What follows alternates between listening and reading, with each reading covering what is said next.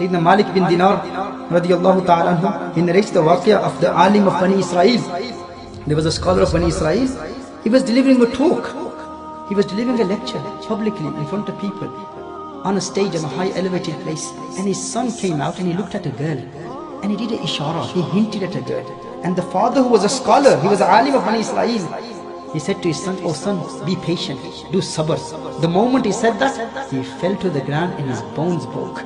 The bones of his body broke. All his sons, they died in a war. This was an azab from Allah Jalla wa Ala.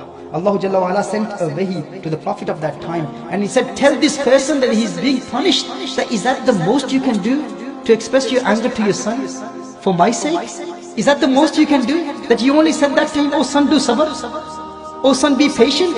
Because he only hinted at a girl, and the father was a scholar doing a talk in front of the people. He said, "Oh son, do sabr." And this asked for the wrath of Allah. And the azab was that all his children died in a jung, in a battle. And he fell to the ground and all the bones of his body broke. And then Allah sent a wahi to a prophet that the reason why he was being punished, because why wasn't he angry? For my sake, he should have taught him a lesson. He should have told him. But he just said, "Do sabr." And nowadays, parents sit with their children and watch movies. They all look at women with their children. Son wants to do something which is impermissible. Don't worry about it, son. No problems. Don't worry about it. You can make tawbah when you grow old. Sayyidina Faqih Abu Layth Samarkandi rahimahullah, he mentions about the father, that on the day of judgment, the children, the wife and the family members, they will make a claim in the court of Allah Jalla wa Ala. And what is their claim? They will say to Allah Jalla wa Ala, "This is my father who did not teach me deen. This is my father who did not teach me ahkam of deen. Oh Allah, it's because of him today that I am going to hellfire." And what will happen after that? You know, our parents today, father does not want his daughter to wear hijab. They train their daughters in such a way. Why? Because she cannot fit in that community. I get so many people. I get mothers coming to me, "My daughter who doesn't wear hijab, give me some taweez." Why?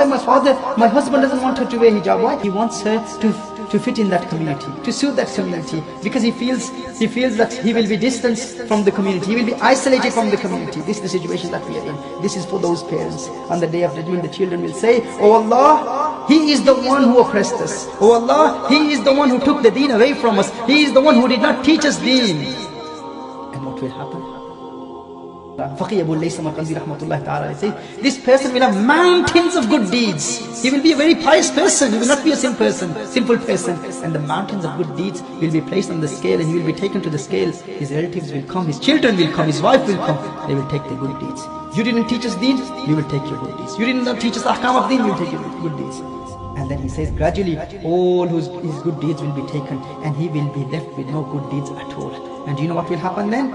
They will say, "We need more good deeds." The sins of the children will be placed on the shoulder of the father. The sins of the wife will be placed on the shoulder of the father.